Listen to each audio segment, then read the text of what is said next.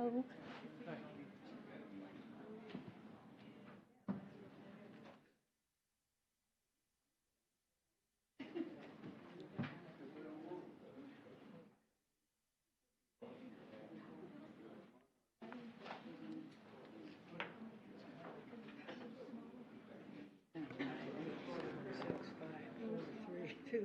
Bingo.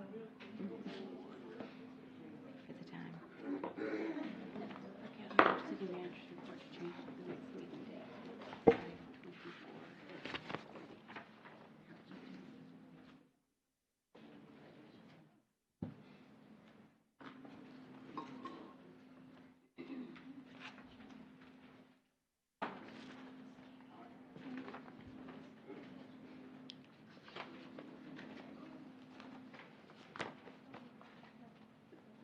Got your whole family here. They all look good.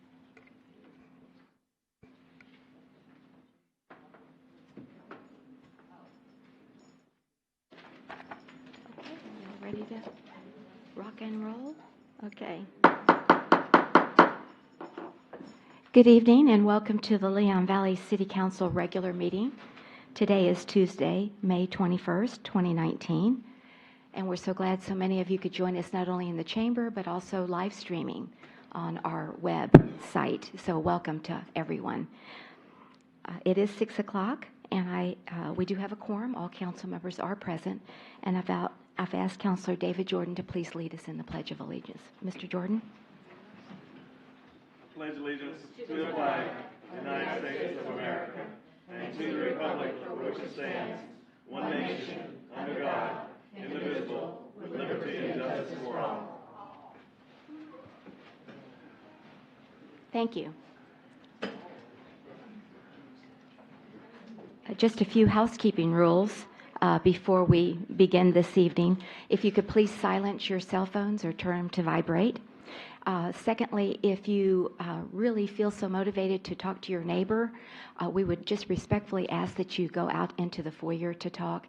Again, we're trying to get a clean recording on the live stream, and so sometimes that does interfere. So thank you for that consideration. And then last but not least, our local rules do allow for citizen comment at any of the agenda items. So if you'll just please raise your hand and let me recognize you after the staff presentation and council discussion. We'll definitely want to hear from you. So thank you for that. All right, we move then to number 2, presentations. I'd like to introduce the Honorable Judge Lawrence Morales. Judge Morales, there he is. Yes, Judge Morales has been our municipal court judge for 37 years. Now, you think I've been here a long time. Judge, you beat me hand over fist. So we thank you, Judge, for being here. I don't know how many of you remember Mayor Ken Alley, but Mayor Alley had appointed you back in 1982, I think you said. 1982. Yes, and so we're so glad that you could be here to help us. It only seemed like 5 years, Mayor, so. Okay, it only feels like 5 years, yes. So Judge Morales will administer the oath of office, and there will be a presentation of the certificate of election to Council Member-elect Donna Charles, Place 1, Council Member-elect Monica Alcacer, Place 3, and Council Member-elect Will Bradshaw, Place 5. So if you would please join His Honor at the front, that would be wonderful. Thank you.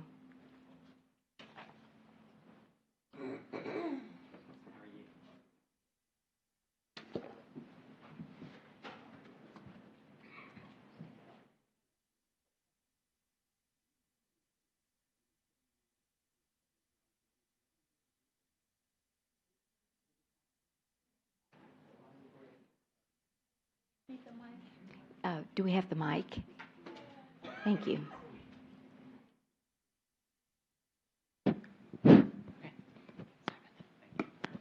Mayor, may I proceed? You certainly may, Your Honor. Thank you. Okay, I'm going to go ahead and ask all the city council members if you'll raise your right hand and then repeat after me. I, please state your name. I, Donna Charles, Do solemnly swear or affirm do solemnly swear or affirm that I will faithfully execute that I will faithfully execute the duties of the office of council place State your place number in the city of Leon Valley. The duties of the council place Five. City of Leon Valley. Of the state of Texas. of the state of Texas, And will to the best of my ability. and will to the best of my ability Preserve, protect, and defend the Constitution. preserve, protect, and defend the Constitution And the laws of the United States. and the laws of the United States And of this state. and of this state. So help me God. So help me God. Congratulations. Thank you.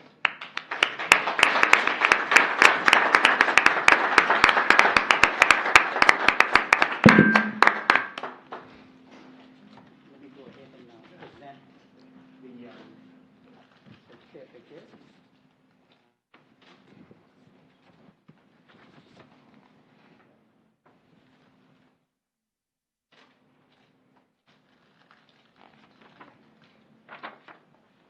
Thank you so much. Yes, thanks again. Congratulations.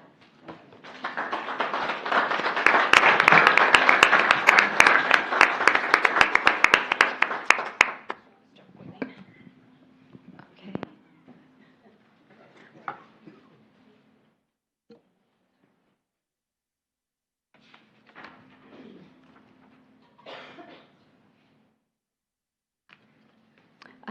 I'm not sure if we have a plaque for the outgoing council members. It's the next on the agenda item, so. Right here? Okay, very good. I didn't. Thank you. Let me go down and get that.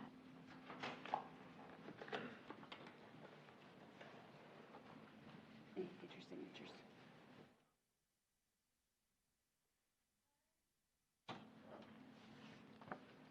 Get your signature on yours. Here. Get yours out. Let's sign here.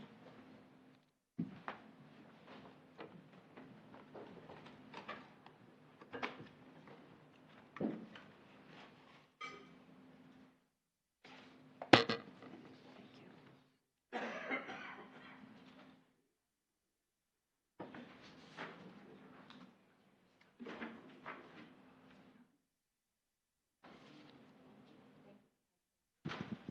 Test it. There we go. All right. Counselor Edwards, our sincere appreciation for your 4 years of service as counselor for Place 1. We thank you for all of your efforts, your input, and your dedication, and we wish you the best.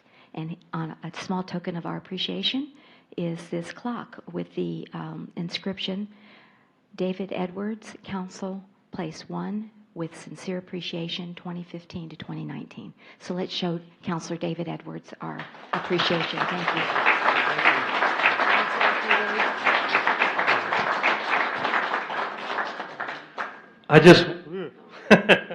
I just want to say thank you to the people of Leon Valley for letting me have the opportunity to serve for these 4 years. Thank you very much. You're welcome. Thank you. All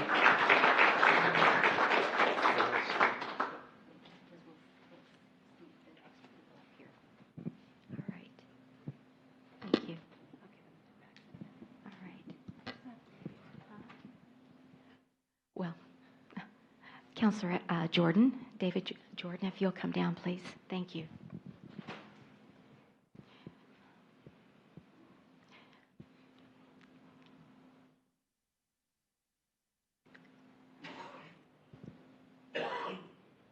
Counselor Jordan, again, our sincere appreciation and for your dedication and effort over the last 4 years here as counselor for Place 5. We thank you very much. And we have a small token of our appreciation, this clock that says David Jordan, Council, Place 5, with sincere appreciation, 2015 to 2019. Thank you so much. We appreciate it. Thank you.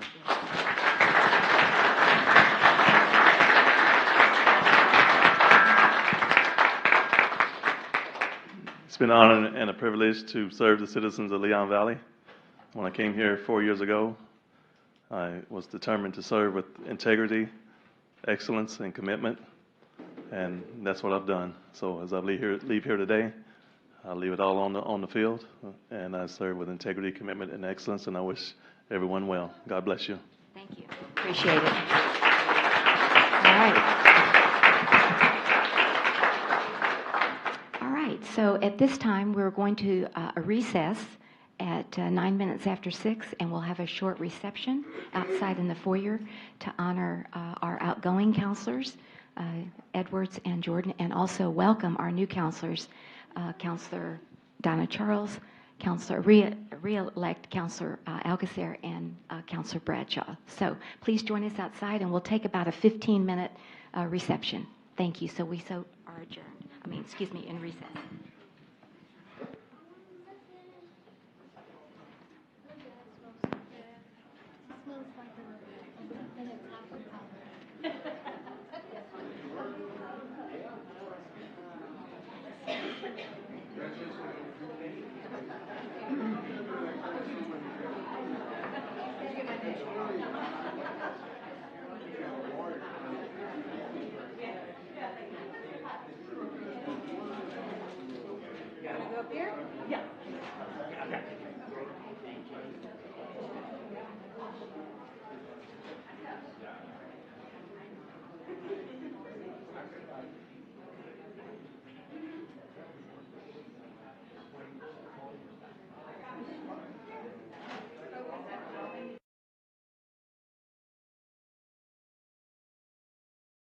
Place on the dais, please. We'll begin in just about a minute or so. Thank you.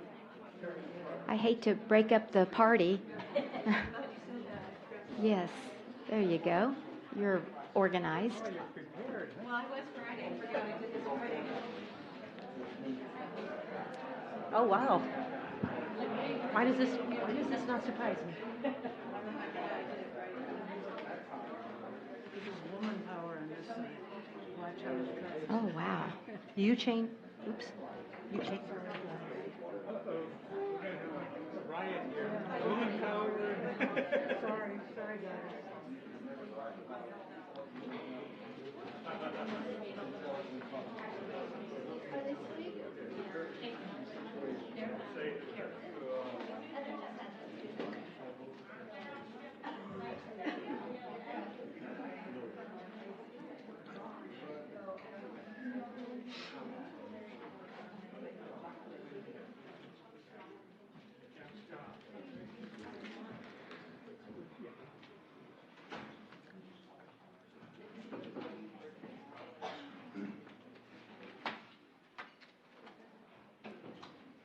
Wait for Mr. Bradshaw.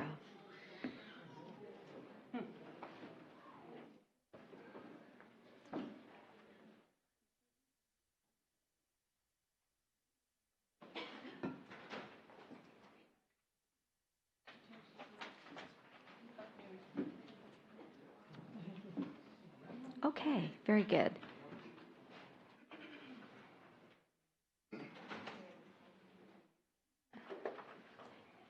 It is now 6:29 on Tuesday, May 21st, and we have reconvened from our reception.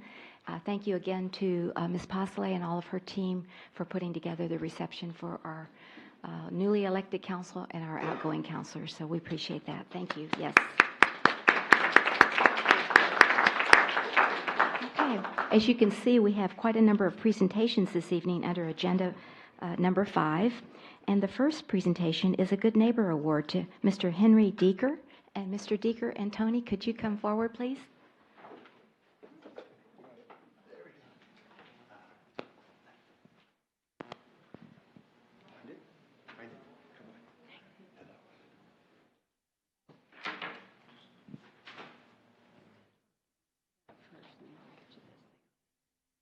Okay. Thank you. All right. We'll turn and face the audience here. Okay.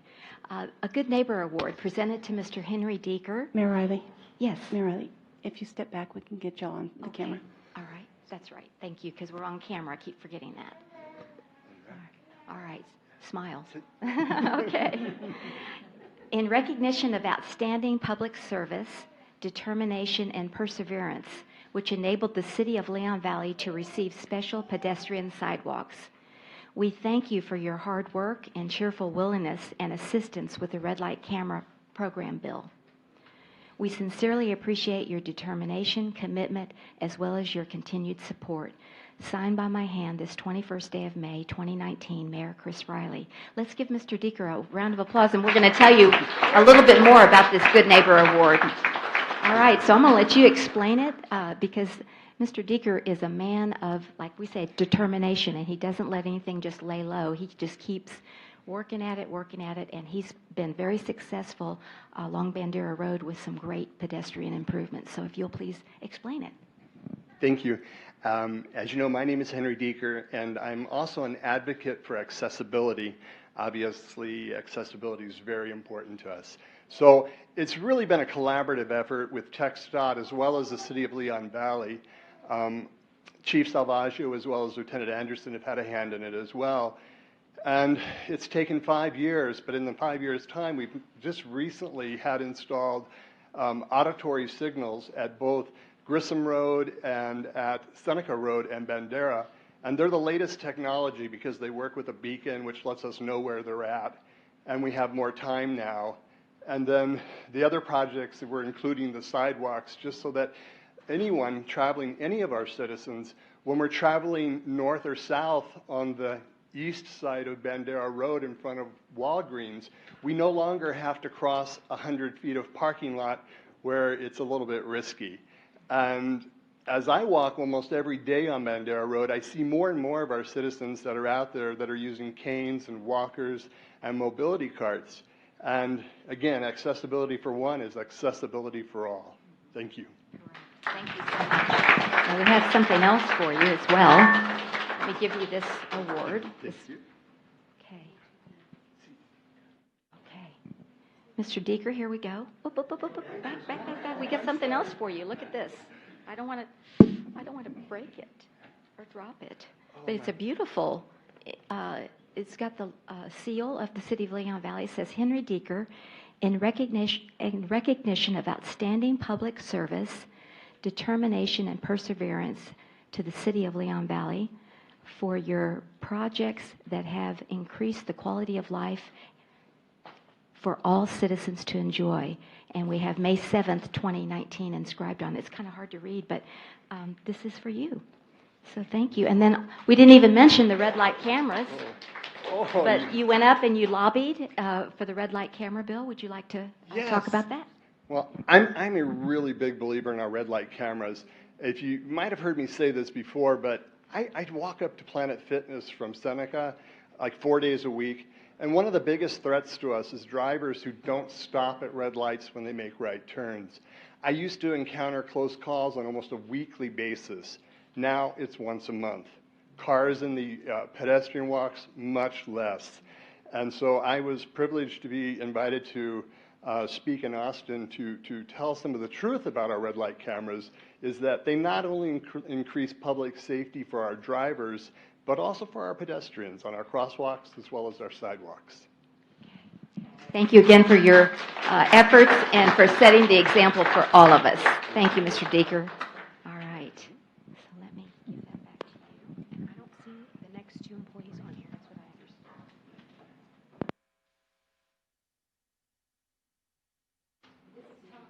Oh, and my guy's name is Tony. And if you happen to be one of our local citizens that I've harassed when your car has been in the crosswalk, I'm not sorry, but I am really privileged.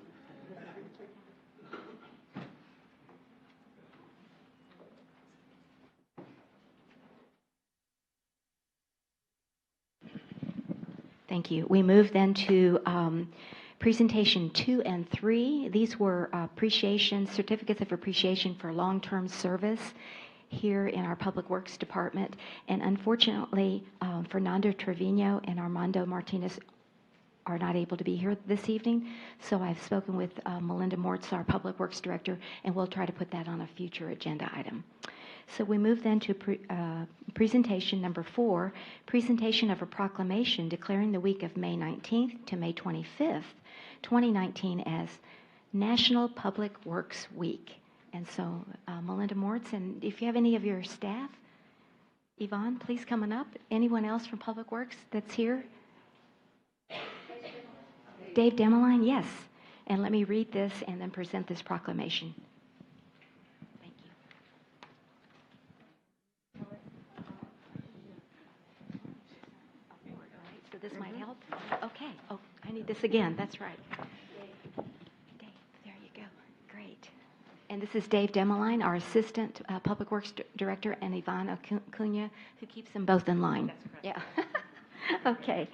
City of Leon Valley, yeah, that's the truth, isn't it? Yeah, exactly. City of Leon Valley, Texas proclamation.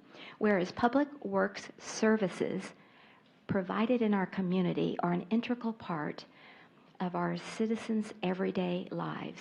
And whereas the support of an understanding and informed citizenry is vital to the efficient operation of public works systems and programs such as stormwater, sewer, streets and highways, public buildings and parks. And whereas the health, safety, and comfort of this community greatly depends on these facilities and services. And whereas the quality and effectiveness of these facilities, as well as their planning, design, and construction, is vitally dependent upon the efforts and skill of public works officials. And whereas the efficiency of the qualified and dedicated personnel who staff public works departments is materially influenced by the citizens' attitudes and understanding of the importance of the work they perform. Now, therefore, I, Chris Riley, Mayor of the City of Leon Valley, Texas, do hereby proclaim the week of May 19th, 2019 to May 25th, 2019 as National Public Works Week in the City of Leon Valley, and I call upon all citizens and civic organizations to acquaint themselves with the issues involved in providing our public works and to recognize the contribution which public works officials make every day to our health, safety, comfort, and quality of life. Given under my hand and the seal of the City of Leon Valley, this 21st day of May, 2019, Mayor Chris Riley. Let's show our appreciation to our Public Works Department. They're awesome. Thank you. There we go. We'll take a picture. And please, you always answer questions for everybody. I know that. You're very accessible. Everybody is, but I always hear good things about Public Works. Well, thank you very much. Oh, you have a little... I just wanted to first let me say I have the honor and the privilege of working with a dedicated group of people in our Public Works Department, our city manager, our mayor and city council, and the 11,000 or so wonderful citizens of Leon Valley who call us lots. Public Works affects us all. From the time we get up in the morning to the time we finally go to bed, some aspect of a public work affects our lives. You want coffee in the morning? It requires water from our superior rated water system. We just got that designation. Take a shower, brush your teeth, flush the toilet. That's the water and sewer mains that are maintained by our utility crews. Driving to work, roads, bridges, sidewalks, crosswalks, and traffic signals maintained by our construction crew, one of which is retiring, Fernando. Taking the kids to the park, it's maintained and improved by our parks and right-of-way crew. If you pay a bill or visit City Hall, that's also maintained by the maintenance crew. Flooding disasters, we're out there every time cleaning it up. Our public works crews work 24/7 to keep our community safe and our everyday lives running as smoothly as we can. Through these dedicated employees, the city's mission of planning for, constructing, operating, maintaining, and repairing the city's infrastructure is accomplished. Our goal at our department is to provide the highest quality public works services to the public and the other city departments, and to provide these services in a responsible and efficient manner. This would not be possible without the dedication our crews provide every day to our city and the commitment to our department shown by the City Council. We thank each and every one of you, and we stand, as always, ready to be of service to our community. I was just thinking of another big thing y'all do, events.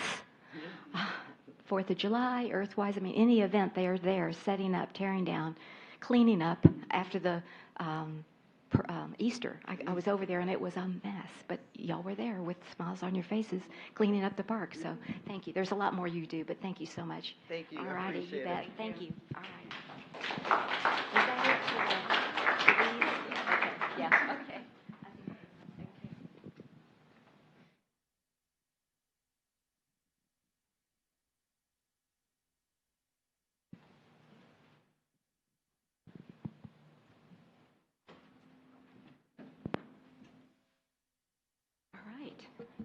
All right.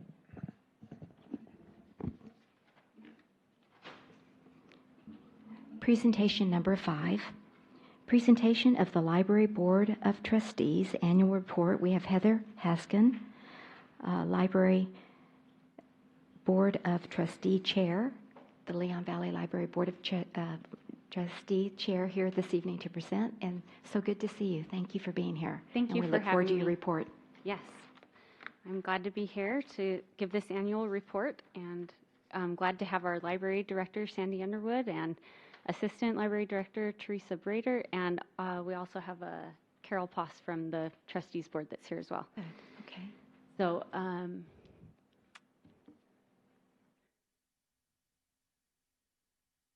just an introduction to our board. It's 7 members with 2 trustees. We meet on the second Thursday of each month in the library, and each member we have 2-year alternating terms, and our capacity is as advisors to the library. This presentation will be brief. I'm going to talk about things that we've done over the last year and things that we're trying to move towards. So as an actual committee, over the last several years, we've been trying to get our procedures and documentation to be correct and the right way. So during this last year, we really cleaned up our minutes, and thank you to the city secretary for helping us with that formatting. And then the trustees also helped plan an appreciation event for our volunteers, of which they gave over 1,400 hours of service this past year. We are very blessed with incredible volunteers, and we hold that event every April during Volunteer Week. Now, the library itself, you may remember at the presentation last year, we had talked about the need to upgrade our wiring, and specifically that our beautiful children's wing did not have Wi-Fi access, which was just crazy. But we are happy to report that, that took place last year, which I'm sure you already know, but that was one of the biggest things this year, was upgrading that wiring. Also, you're probably aware of these awards that we're very proud of. For several years in a row now, the library has received the Texas Municipal Library Directors Association Excellence in Library Service Award. And then the second award we're also proud of because it is voted on by the community members of Northwest San Antonio, and they voted our library as the most loved library in Northwest San Antonio. At each of our trustee meetings, we review stats for the library over the last month, and we compare those to the previous month and to the same month of the previous year. And these were some of the trends that we wanted to share. And that is that our program attendance has risen by 59%. We have awesome attendance. The library does wonderful events, and people come. Then, due to the library being open 7 days a week, and you'll see this huge number for our Facebook reaches, how much they've increased. Because of those, our door traffic is increasing, and even circulation of print materials. People are not just coming for the activities and the events, they're checking things out. Right. And then moving forward, we will be working on a new strategic plan for the library. When we created the last one in 2016, we held public meetings to gain the input of the community and what they want to see with their library, and we'll be doing that again. And then, as you saw in those statistics of how busy the library is, we're hoping to add another employee, to another 20-hour-a-week employee to the library. Okay, very good. Any questions? All right, thank you.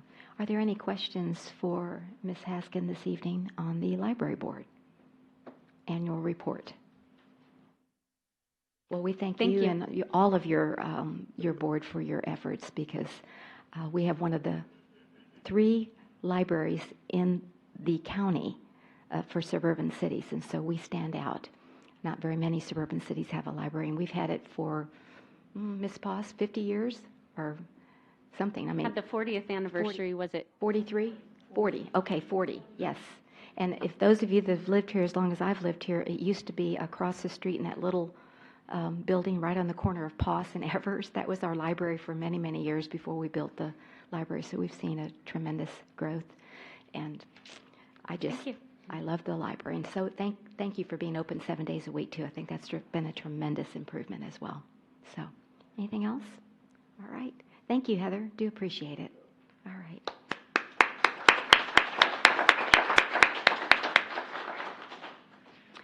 Next, we have our monthly presentation and discussion of the financial report, April 2019, and we have Ashley Wayman here, our Assistant Finance Director. Good evening and welcome. Good evening, Mayor and Council. All right, so we will do our April monthly financial report, starting with our general fund. Our sales taxes are looking pretty good this month. We're actually up 6.57%. Again, this is 2 months behind, so this is the month of February sales tax. So we're up 6.57, and we've already received May sales tax when we're up 2.8% as of May. So kind of evening out. Sometimes we have some really good months, but still good all around. So we're happy about those numbers.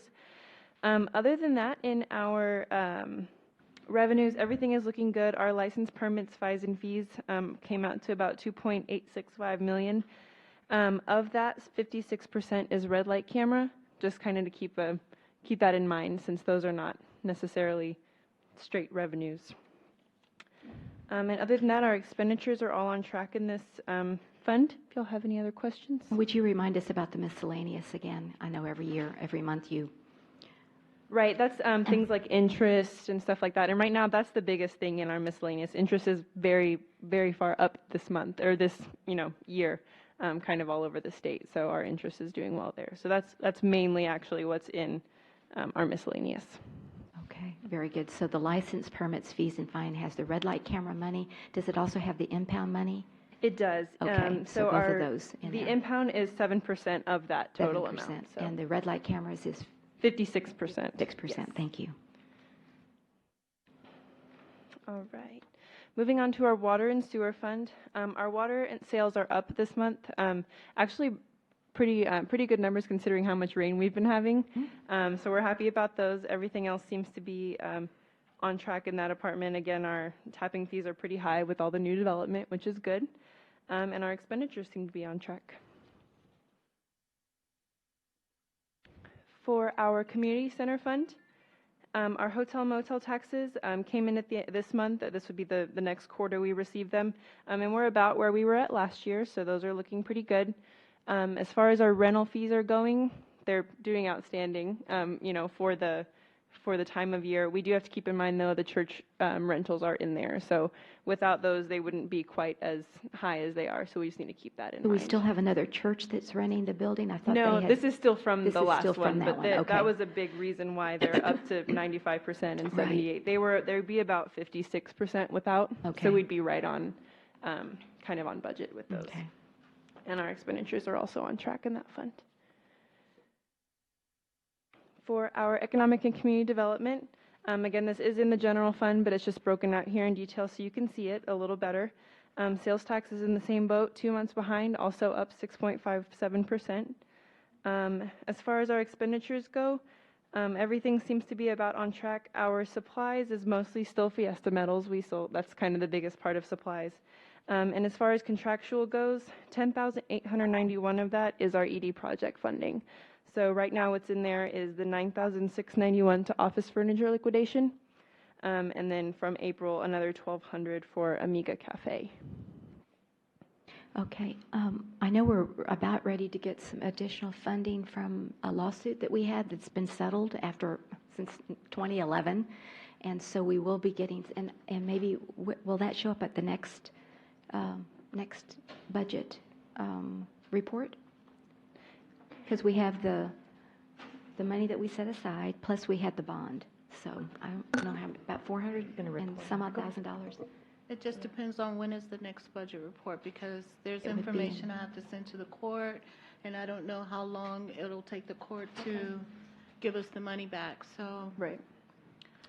Okay. I guess, yeah, depending on whenever we get the entry in, kind of if it may fall right at the end, or if it falls in the next month, it may not show up. Yeah, I just wanted the citizens to know that we'll have a huge infusion of money based on just what's transpired over the last 72,000 is She's the talking bond. about the bond. I think, are you talking about the I'm money that talking was about the 300,000? 72,000 bond, and then we have 350,000 that we set aside just We in have case we had to pay. 315. 15. That's right. Okay. And then the bond was 79,000. Oh, 79. And that's what the Okay. city attorney is working on right now. Okay.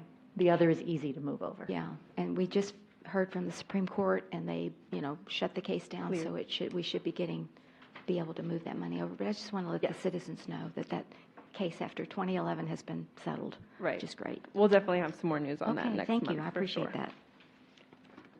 All right, our red light cameras. Our red light camera fines came in at $1,498,000, and our late fees and fines are obviously far over budget. Just so we were being pretty conservative budgeting those. Our expenditures in Tier 1, which is what we account for and report to the state, are all on track. They're all well under, the percentage for the year.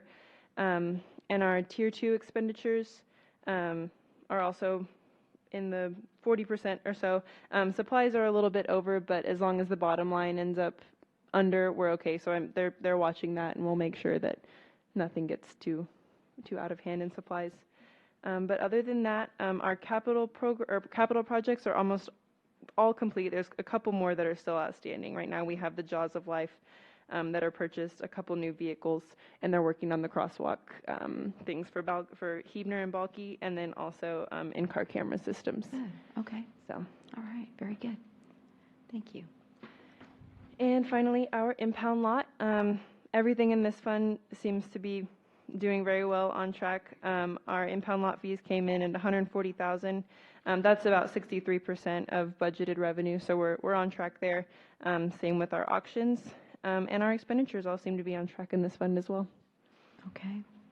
So the difference between the revenues and the expenditures is the surplus in that. Correct. It will go to the general fund. It's just It'll go to the fund general money. fund. Yes.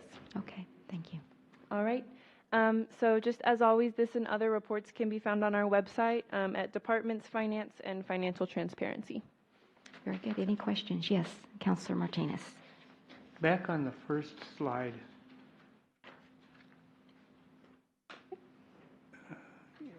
Yeah, is there any way we could get the license permits on one line and then the fees and fines on a separate line? I think it'd be easier for us to see, especially with the license and permits, being completely separate from the fees and fines. I can look and see how Encode currently breaks it up. Right now, they're all just lumped into one, so we'd have to go through and decide what's going to be considered each. But I can look at them and see if there's a way we can get that to be a little more clear. And if not, I do have all the numbers for at least the main parts of the license permits, fees, and fines, if y'all want to have those. I do have one other question in regards to the check register. Okay. There was some listings for discovery benefits, healthcare benefits, and Qual's third party. What are those? Are they having to do with our health insurance, or? So Discovery Benefits is our COBRA. We pay an administrative, I think it's like $66 in administrative fees, but if somebody elected COBRA, then we pay it out of our 129 fund. They cut Discovery Benefits a check, and then they fund us that check, and then we put it back in the 129. So it's a wash, but we do pay a $66 monthly fee for them to administer our COBRA account. That's what Discovery Benefits is. What was the other one? Healthcare benefits? Healthcare benefits? That's probably Blue Cross Blue Shield. There was a separate line item for Blue Cross in here. I think their name on the register is healthcare. Yeah, it may be the dental portion of the healthcare. I can go back and look, but it's probably Blue Cross Blue Shield. Okay, and then the AVIS, A-V-E-I-S? That's our vision. Huh? That's our vision program. Okay. Avisis is our vision, and that's also a wash. The employees put, we take it out of their check, we put it into the account, and then we write the check out. So, Thank you. You're welcome. Okay. Any other questions for Ms. Wayman, either from our council or from our citizens in the chambers? Okay. Seeing no one else, we'll say thank you. Thank you so much. And have a good weekend. All righty.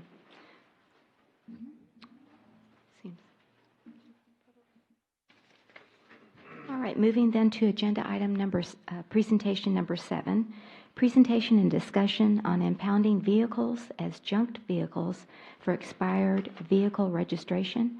We have Chief Joe Salvaggio here this evening to present this discussion. This was requested at the last meeting when we had Citizen to be Heard, Mr. Diaz, and he's here this evening as well, that had asked that we look into this and have a discussion. So thank Yes, you. ma'am. We appreciate it. Mayor, Council, And thank you. So purpose, background, these are all the things we're going to discuss in this presentation.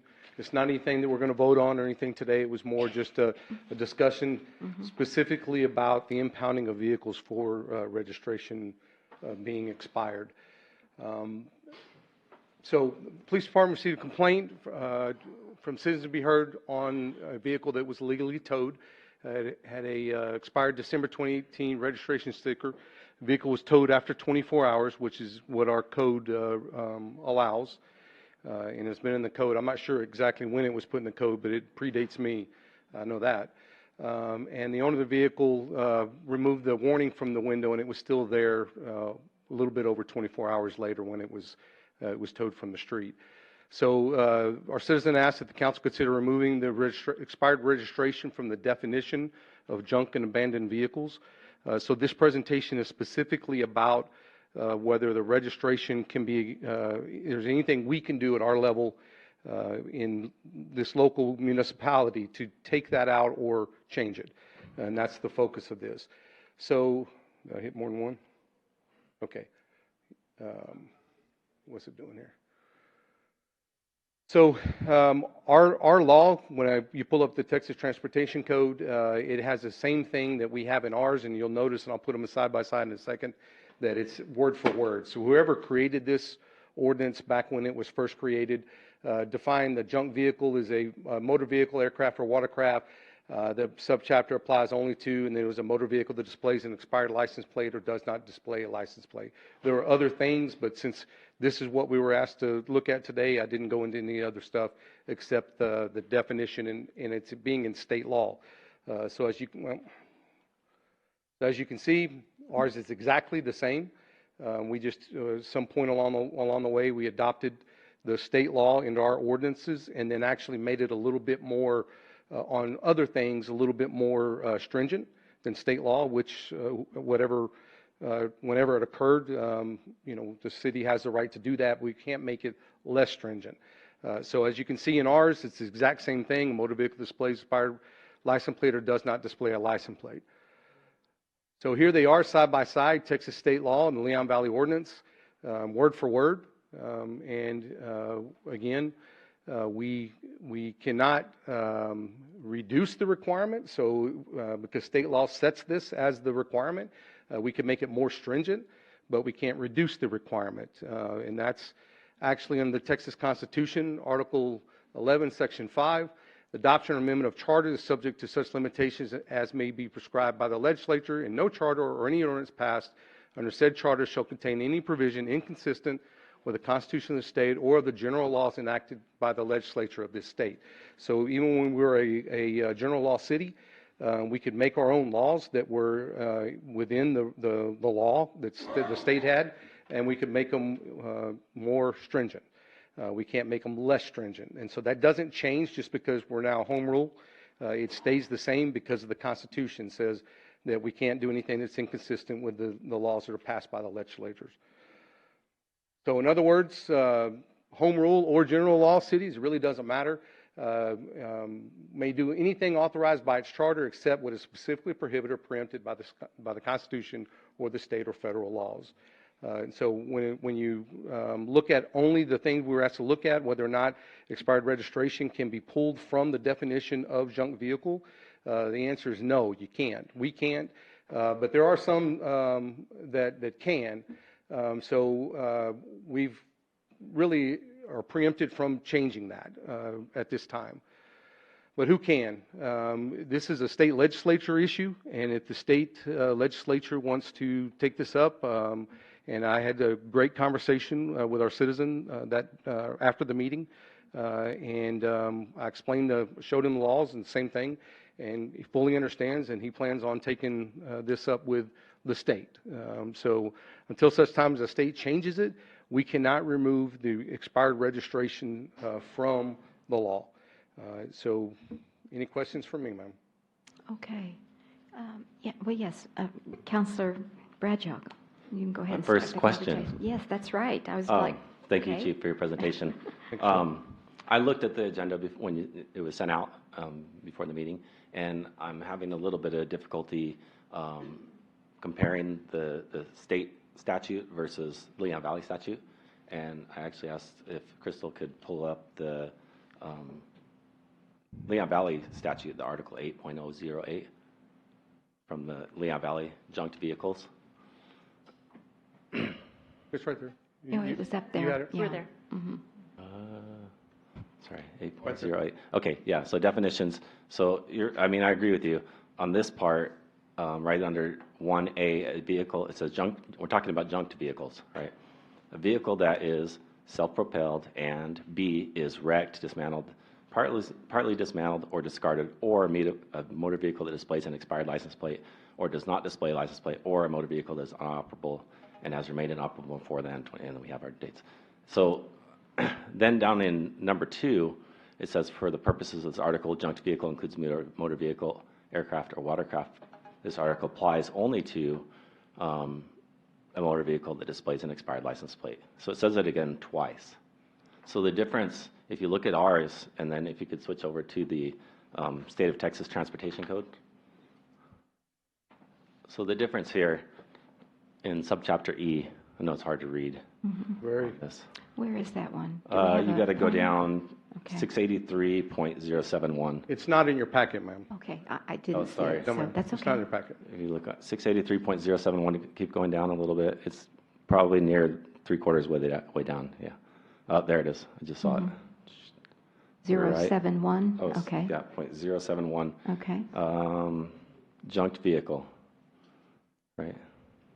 How come I don't see? Oh, sorry. It's right at the top. Yep, that's it. Yeah. Okay. So on this one, it says definition and applicability. Applicability, right? In this subchapter, junked vehicle means that, one, it's self-propelled. So I had asked a coworker, what does that mean, self-propelled? But basically, it's not a trailer, right? It's got a motor. It's got a motor, okay. So it's self-propelled. And 2 is wrecked, dismantled, or partially dismantled and discarded, or inoperable and is remained inoperable for more than. And like you said, ours is a little different because they say 72 consecutive hours and 30 consecutive days. And I think ours is 24 hours or 20 days. Correct. Okay. So that's the definition of a junked vehicle according to state law. No, look at B. So B, for purposes of the subchapter, a junked vehicle includes a motor vehicle, aircraft, or watercraft. So, I mean, if you're going to take that, you say, okay, any motor vehicle, aircraft, or watercraft would be a junk vehicle, if you take B. But B, the subchapter applies to, okay, motor vehicle that displays an expired license plate or does not display a license plate. So it's both of these things to be a junked vehicle, right? Because look at the definition. Again, definition, the very title of it, definition and applicability. So the first section, A, is the definition of a junked vehicle. B is applicability. What does it apply to?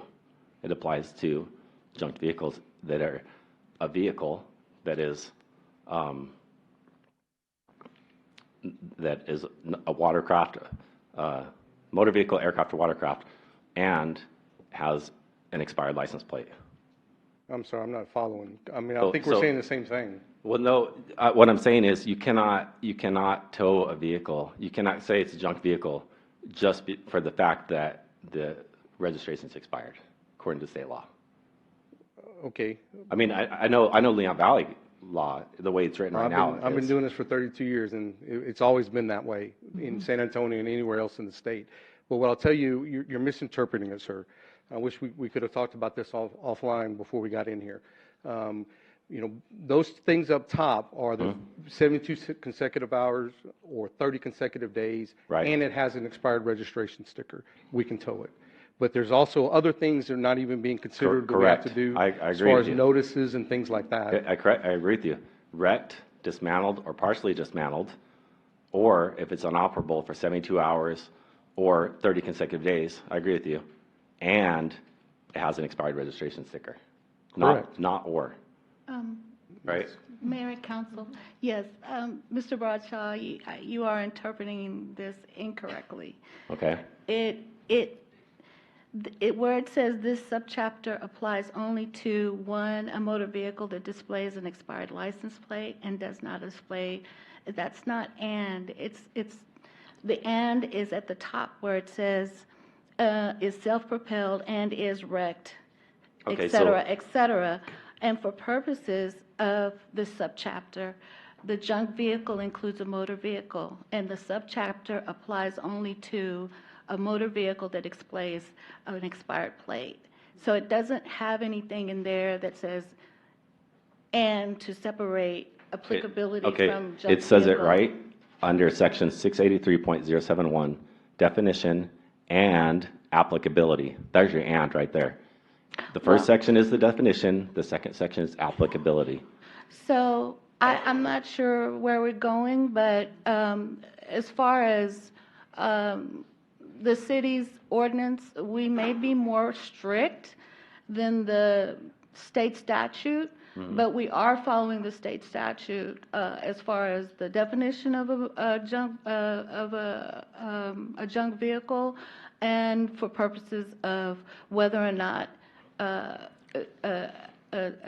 car with an expired plate is a junk vehicle. So just so I'm clear, sorry. So you're saying, same with the chief, that the state's definition of a junked vehicle is that it has an expired tag? Yes. But it's not just that. It's not just that, it's more. Well, that's what I'm saying. I'm saying it's not just that. And No, we agree with you. I agree wholeheartedly. You got to look at the first part. It also has to be inoperable and remains inoperable for more than 72 consecutive hours or 30 consecutive days. So if a vehicle remains inoperable for that time period and it's partially wrecked, dismantled, blah, blah, blah, or has an expired registration, then the vehicle can be towed. See, if you read further, you'll see that junk vehicle includes a motor vehicle, aircraft, and watercraft. The subchapter applies to a motor vehicle, and then it goes down to a watercraft, and how that watercraft is a junk vehicle, how the motor vehicle is a junk vehicle. And it tells you under, or a watercraft that does not have lawfully on board an expired certificate of number, and is not a watercraft described by section 31.055 of the Parks and Wildlife Code. So it does say here that the junk vehicle includes the motor vehicle, and it tells you how it includes the motor vehicle, and it tells you how it includes a watercraft. Okay, so, let me reset real quick.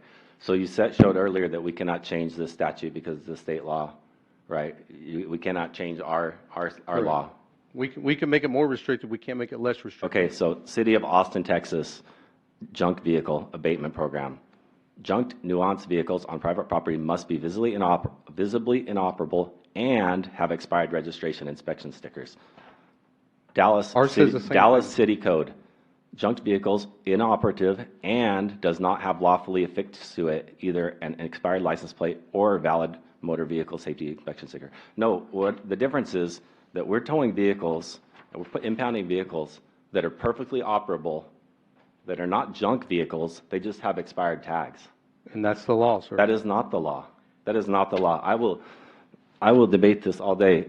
Austin, Dallas, Fort Worth, San Antonio, Houston all have that in their ordinances, that it's and. You have to have both to tow a vehicle. We're agreeing with you. I don't know what we're arguing about. No, that's not what Denise said. It's not just the fact that you have an expired vehicle with an expired registration on the road. Mr. Diaz's vehicle that was towed? It has to. Hang on just a second. We can only have one person talking. Can I just address?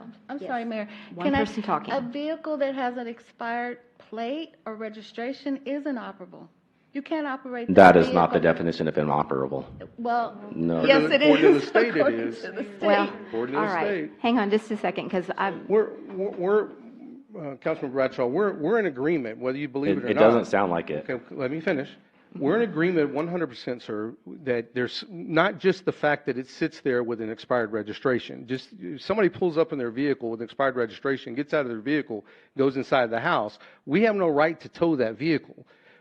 That vehicle has to be sitting on that road for more than, according to ours, 24 hours, or in a yard for more than 20 days. That's exactly what you read from all those other places. So it's not just the fact that it's inoperable or has an expired registration.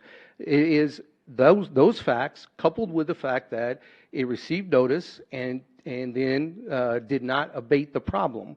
So our law is exactly what you just read. I'm not understanding what you're. This is from City of San Antonio Code of Ordinances. Inoperable means a vehicle that is in such condition at the time of inspection that is no longer usable for the purpose for which it is manufactured, regardless of the potential for repair or restoration. So their definition of inoperable. That's San Antonio's definition. They're allowed to have their own definition. They're allowed to write whatever definition they want to in their code. That's not what the chief said earlier. We can't have anything that's different than the state code. No. What he's saying and what I said what we said in the slide presentation is that you can't preempt state law. Correct. It constitutes the minimum of what you can have in your ordinance. We may go beyond that, right. Okay? So we have gone beyond that in the amount of time that it can be sitting someplace, the car. We can make our own definition of what inoperable is unless the state has already said what the definition of inoperable is. I haven't seen the definition in the state law of where it gives a definition of inoperable. So if the state law doesn't say what inoperable is, any city in their code of ordinances can define what inoperable is, and San Antonio did that. I don't think that we do that in our code of ordinances. That's all I'm trying to say. You do that, okay. Yes, I know we've got other counselors that want to speak, so let me let Counselor Alcacer take the floor now. Yes. Some technicalities since he's playing. I'm sorry. Technicalities since he's playing with technicalities. Definitions and applicability that you're reading from. The first part, A, is definition. The second part, B, is applicability. It's very clear on its face. And then just a minor, not to argue with you, but when you read the one from Austin, it said on private property, and we were not taking them from private property. And anyway, I think we've argued it enough. It seems inappropriate to keep it, from my opinion, to keep arguing. All right. Anyone else on the dais want to say anything on this? I guess I just want to address Mr. Diaz's concerns because he's here this evening, and I have Mr. Ortiz as well. Mr. Diaz had asked at the last meeting, can you give a citation rather than towing the vehicle? And what was your answer, Chief? I just wanted to. No, we can't ticket the car as it sits there. There's no state law, and city ordinances are given to specific people. So we're not going to just leave it out there for them. That's not in any of our laws or any of the state laws that I know of. I know San Antonio, it's not in there. It is. We give a notice. That's what it requires. On this one, we gave a notice, put the big sticker on there. It's a big orange sticker. Check the box that says 24 hours. If it had been in the yard, we'd have checked the box that says you have 20 days to abate it. And then that clock starts. And so, no, we can't just ticket the vehicle. That's not an option that we have in state law or our ordinances. Okay, so if we went to the state legislature for a change, what would that change be? Well, according to what we're here to talk about today, would be removing the registration or license plate missing from the definition for state junk vehicles. Okay, just separate it out. Correct. Well, okay. I mean, what was being asked initially is, this is, and I'm kind of to say that it can't be a junk vehicle if it's 2 years, 3 years, 4 years old. I mean, we auction vehicles off all the time without engines in them. and they're less than 5 years old. And so, I mean, it does happen. We wouldn't know that. Our guys are not driving the vehicle. We don't know whether it's operable or not. All we know is that the vehicle's there it's not supposed to be driven because it doesn't have a registration, so it's not supposed to be driven. And so that's all our guys know for a fact. Anything else of that would be assuming, and we can't. The law doesn't allow us to do that. It just says specifically you have a vehicle that is got an expired registration, and it is considered by law inoperable, and we start the process based on that. Okay, could we add a definition to our ordinance of inoperable? We have that, ma'am. We have a definition. That's what we talked about. Can you go Okay. back? Of inoperable, I thought. Yes, but our definition is exactly with the states, so we Okay. can't remove. We can't change it and Can't put it in our remove the- own term, our own words or whatever. It has to stay with the state. Well, no, we could add it I to had be heard- more restrictive. What we can't remove is, and that's what we're here to talk about, is removing the registration from the definition of inoperable. Because it's in the state law definition, our definition can't be there any different. We could be more restrictive. I don't know how we could be on this one, but for instance, the 24 hours that is in our ordinance, and what Councilman Bradshaw talked about was 72 hours for the state. So it's 30 days for the state. We've gone into 20 days with a 10-day extension allowed if they ask for it. So it's still 30 days, but those types of things, we've made it more restrictive. But as far as removing the definition, which what we were here to talk about tonight, we can't do that. Okay. All right. So I'll give you Sorry. a few more time, and then I'd like to hear from anyone in our I just would in our like to maintain chambers. that I, as well as the city of San Antonio, Austin, Dallas, Fort Worth, Houston, and Wayland, Texas, are right, and the city of Leon Valley is incorrect in its understanding of the ordinance. That's my, All right. what I That's your believe. Your belief, yes, sir. Mr. Martinez, did you have something before I opened it up for any questions from our chambers? If I understand from what I've heard before the election, some of the citizens were kind of mad that the police were going into people's driveways at 2 and 4 o'clock in the morning and identified cars that with expired registrations, and then calling a wrecker at 2 or 4 o'clock in the morning to come and tow the car. That sounds a little heavy. And it's also inaccurate. We don't tow a vehicle just when we find it. Those vehicles are given a sticker, just like occurred in this case, and they're given 20 days to remove that or abate the problem. And they can have an additional 10 days if they contact us and tell us, hey, we're working on it, we have this issue, blah, blah, blah. So yes, if they, once we put the sticker on there, then if it's after that 20 days or 30 days, whatever they've been allowed, and they don't abate the problem, then yes, the vehicle can be towed. So you are going up into people's driveways at 2 o'clock in the morning and checking for registrations? That's not what I said, but yes, we can do that. We can go 24/7. We're a 24/7 department, and so when it gets slow, the guys will drive around in the neighborhoods, and that's what you want them to do because they're in the neighborhoods, they're checking houses, they're finding open doors and windows, and this is a way to get them back into the neighborhood.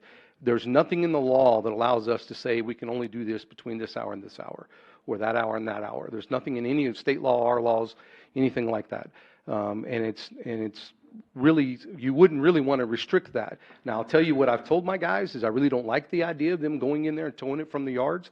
I prefer them to pass that on to the next shift during daylight, but I can't stop them from doing that because that's a right they have as a law enforcement officer under the state of Texas. And me trying to tell them they can't do that would be official oppression on my part, no different than if y'all told me how you wanted me to, follow the law that the state has set. What about special circumstances? Let's say you had a person in the military that got sent to the Middle East, and he parked a car in his parents' house, and he's over there for a year. His plates expired, and he's in a combat zone.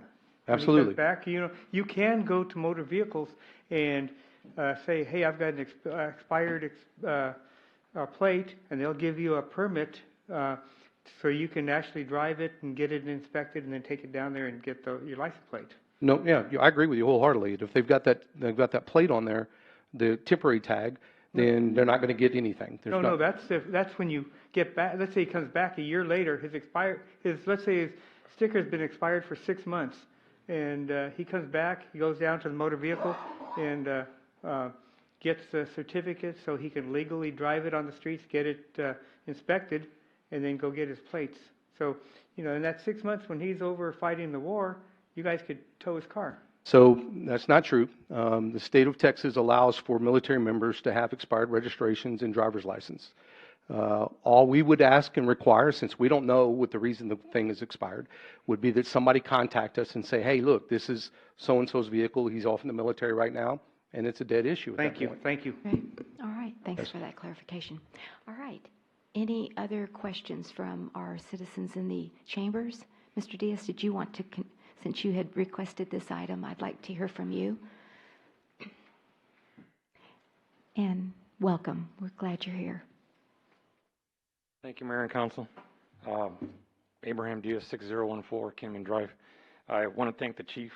We sat down last week for about a long time, and we talked about 2 hours, right? We talked and we went back and forth just like y'all doing here. And he explained everything to me, and it was fully understandable, and to this day, and I even told him, to this day, I still feel that the punishment didn't fit the crime. Okay. But I did find out that somebody did send me some information about that the Supreme Court in February of 20th, 2019, ruled against this. It says, in a historic ruling, the United States Supreme Court this morning held that the excessive fines clause of the 8th Amendment protects Americans not just against the federal government, but against state and local authorities. No matter what state you live in, every level of government must abide by the federal Constitution, guaranteeing that property owners will be safe from excessive fines and forfeiture. So I would like to see, I know they're doing their job. I just found out this information. I'd like to get some information.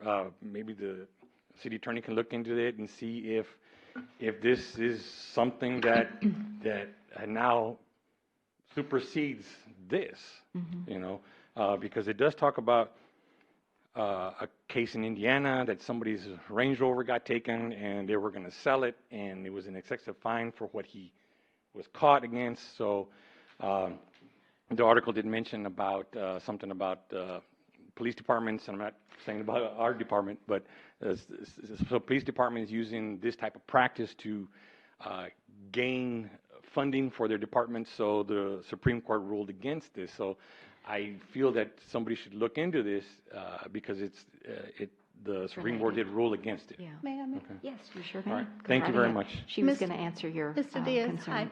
hi. We've known each other a long time. We have.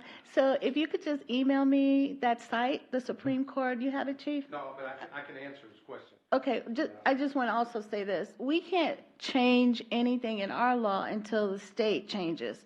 And so you might want to send that and bring that Supreme Court case, if it's relevant, to the attention of the state legislature, because until they change the state law, we can't change ours. We can, the state legislature, they need to be made aware, but I don't even know at this point what the case is saying. I don't, I'm just bringing it up because it was just brought to me. I have to read the case to do the analysis, the legal analysis, to figure out what the case turned on. If it turned on something else other than something that has to do with forfeiture or whatever the case may be in this situation, then, you and I can discuss that, and I can talk to you about it. I just wanted to bring it up, Yes, Chief. What he's talking about, there was a ruling on asset seizures where they were stopping vehicles and seizing the vehicles based on money laundering and drugs. And so a lot of states or a lot of small counties and cities were making their whole budget based on sitting on that route on I-10 or 35 or wherever, and stopping vehicles by profiling. And those vehicles would be, if they couldn't prove that why they had the vehicle, why they had the money they had, or even a small amount of drugs, like in this case on the Range Rover or Land Rover, whatever it was. If they couldn't prove that those things were proceeds to the offense, then we shouldn't be seizing them. And so on this case specifically, and I've read it and we've actually had training on it, this case specifically, he was delivering drugs, but he bought the vehicle long before he became a drug dealer. And so they still seized the vehicle as a part of the, it was part to the criminal offense.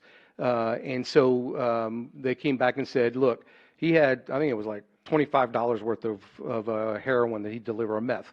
And yet you're seizing a $60,000 vehicle. But it's not the seizure in the meth that we're seizing it.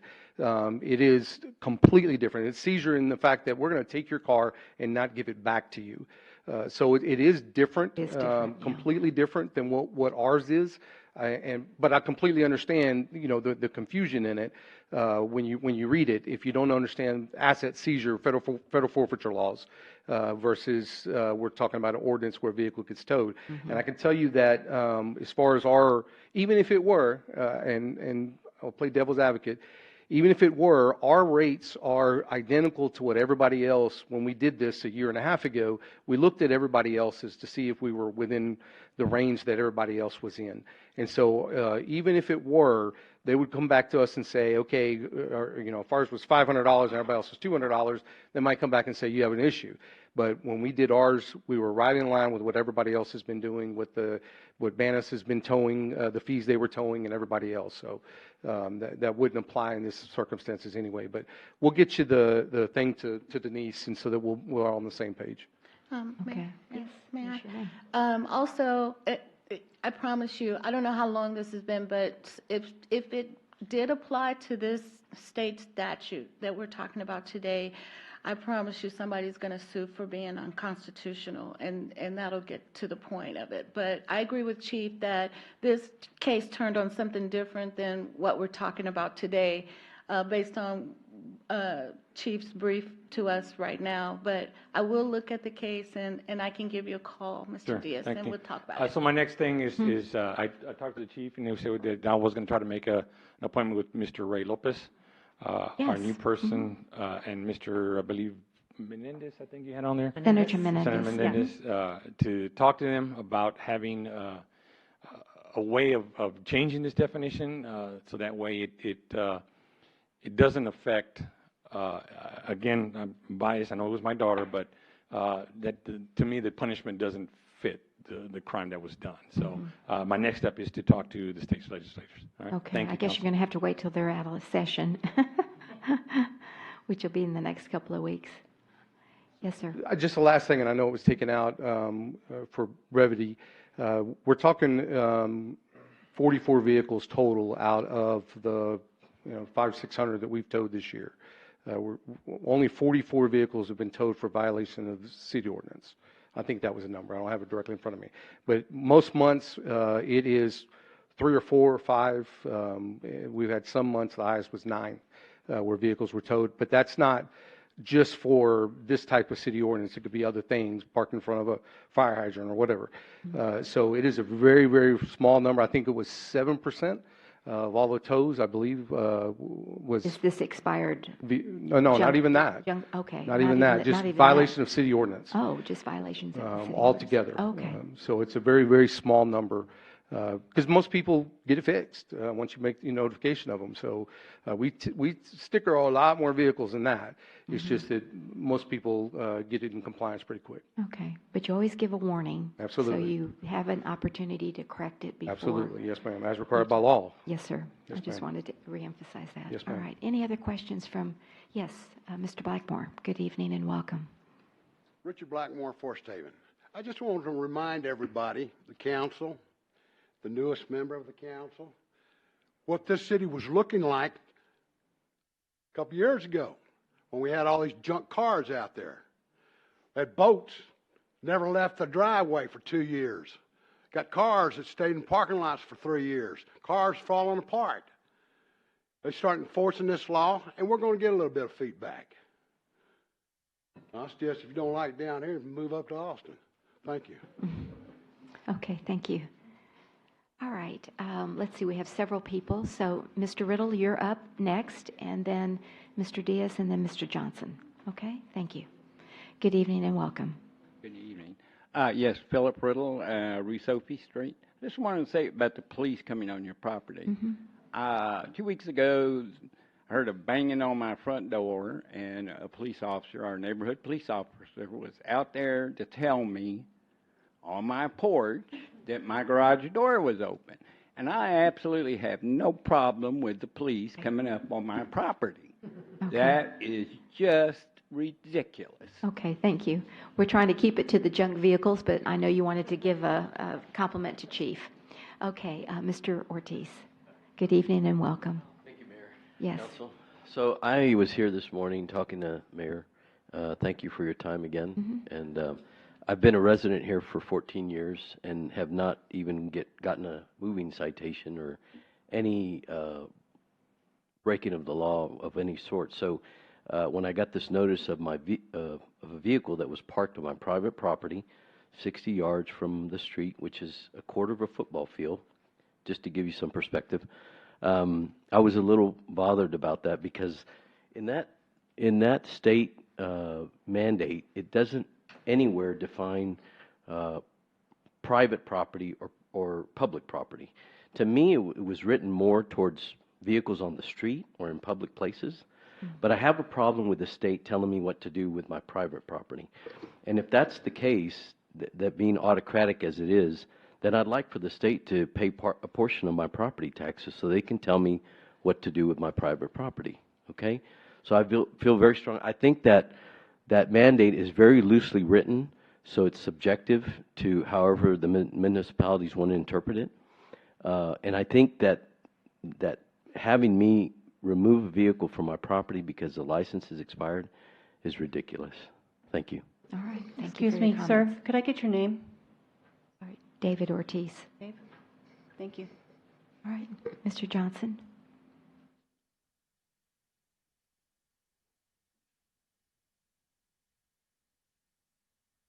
William Johnson, Forest Oaks, Canterfield.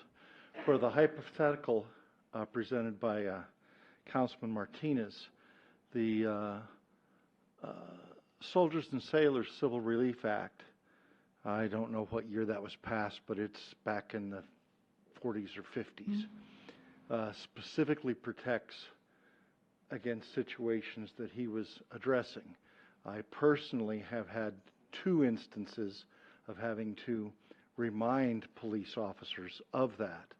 I returned to the state of Texas with a vehicle with a 10-year expired registration, but it had not been in the state of Texas for 10 years.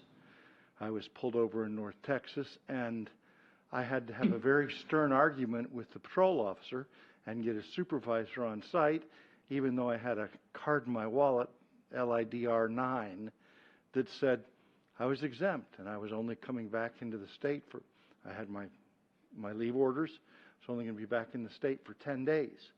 You have to be back in the state for 30 days. That's one of the situations that's covered. I was also in California with the same vehicle, and I made an illegal lane change and was pulled over, guilty of that infraction, but they wanted to see my title, because in California, you have to carry your pink slip in your vehicle. I had to have a very stern argument with the patrol officer and get his supervisor and get the chief of police to correct that situation, because title is not required. It's, matter of fact, it's unwise to carry your title in the state of Texas. So your hypothetical, sir, while a good thought, is fully protected by federal law that was passed back when I was a toddler. Okay. Thank you. I appreciate those thank comments. you for your time. All right. Very good. Anyone else? All right. So I guess what I hear Mr. Diaz says is he's going to go work with the state legislature to see if he can get that definition changed. So, okay. Very good. And I would like our new councilman, if we can sit down and go over exactly what you're looking at, because I'm kind of Yes, handicapped and. I still stick to the same facts that the state legislature is not going to change because I believe our law is incorrect. By what you're saying, that would mean Austin, Dallas, Fort Worth, and San Antonio are out of.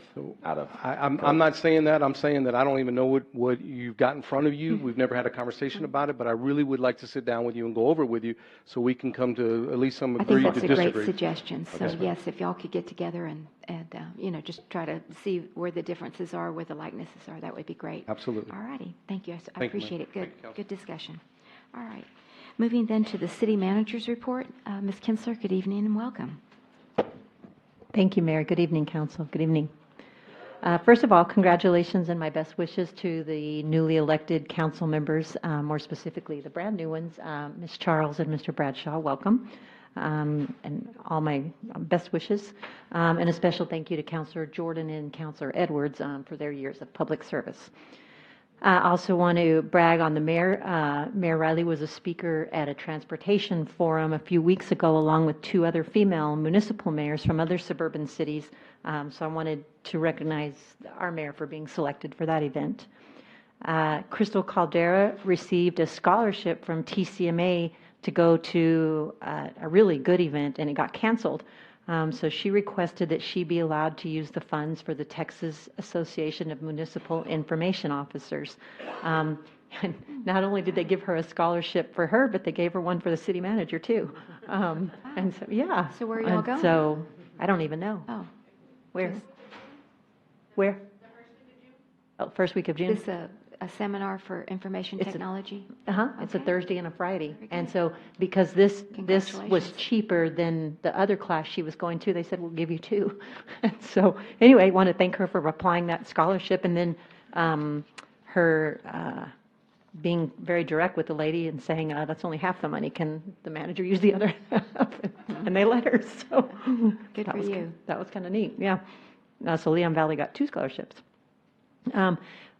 Public Works Assistant Director, I don't know if he's here, David Demeline, but he nominated the Evers Road Bridge project for an award from the Texas chapter of the American Public Works Association, and that was for projects between $2 and $3 million, and Leon Valley won. Oh, wonderful. The award is going to be presented to the city June 5th through the 8th at the, I think it's called the Association of Public Works Conference in Austin. We plan on being in attendance to accept the award, and not only we're excited, but we're also honored.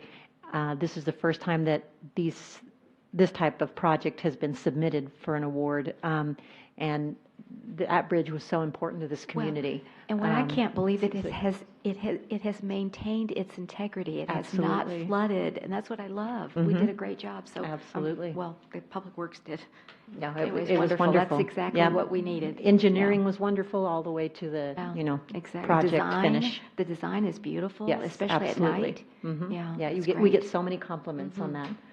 that. And then, of course, I think Melinda said it earlier, but also congratulations for Superior Water Designation City. I guess I don't need to restate this. We were notified by Dan Posa that we're now able to get our bond funds back, which you mentioned, Mayor, which is $79,000 from the Little versus the Leon Valley EDC case. And I've asked Vicki and the city attorney to work on that.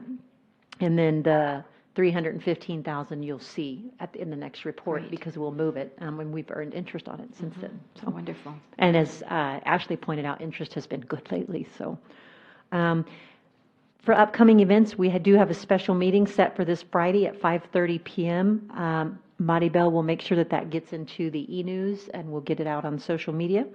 I believe it's been posted, right? Okay. Next regular city council meeting is Tuesday, June 4th at 6 o'clock p.m. There's a Scholastic Book Fair at the library, May 21st and 22nd from 10 in the morning to 6 in the evening. The swimming pools are now open. There's also summer reading kickoff, the petting zoo, June 10th from 10:30 to 12 at the library. Recording artist Joe McDermott is going to have a concert at the library June 18th. There will be a July 4th parade at 9:30 in the morning, followed by the July 4th festival at 5 in the evening at Raymond Rimkus Park. Summer reading wrap-up event, July 20th at 10:30 is at the library. The next coffee with the mayor and council is Saturday, July 27th from 9 to 11 at the conference center. Soapbox Derby has now been rescheduled to Saturday, October the 12th from 8 to 5 on Evers Road and the community and conference centers. And then the fall coffee with the mayor and council will be October 26th from 9 to 11. Very brief, and with that, I'll stand for questions. Okay. And my apologies on not sending the city manager's report out till Monday. I usually do it the week before, but I left town and Right. didn't have access. So That's great. Thank you very much for that. Any questions for our city manager on her report? And for those of you, there is a copy out on the table in the foyer if you'd like to take one home. Okay. Seeing no other questions, we will move then to citizens to be heard. Is there anyone in the chambers that would like to address the council at this time? Please come forward, state your name and where you live, and you have up to 5 minutes. Okay, good evening and welcome. And your name? My name is David DeWitty. Yes. I live at 7122 Lark Song. I've been a resident of Leon Valley for the past 30 plus years. And I've never gotten a ticket until a couple of months ago. And then I received 2 tickets for turning left on the red light. Oh, yeah.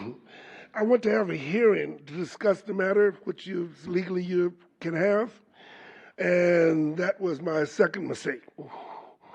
I had never been talked down to by police in such a belittling, condescending way in my life. And I grew up in Austin 60 years ago in a small town where police had little or no regard for the masses.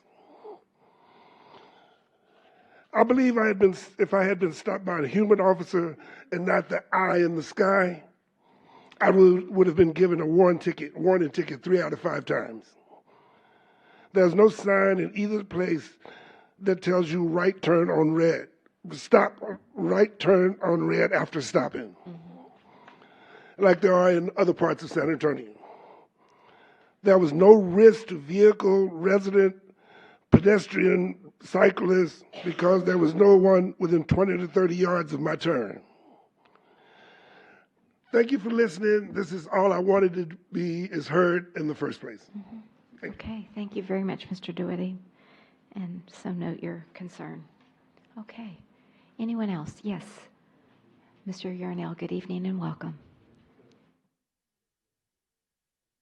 Good evening, Mayor and Council, and the winners of the contest. I have an item that I want to bring to the attention on the consent agenda.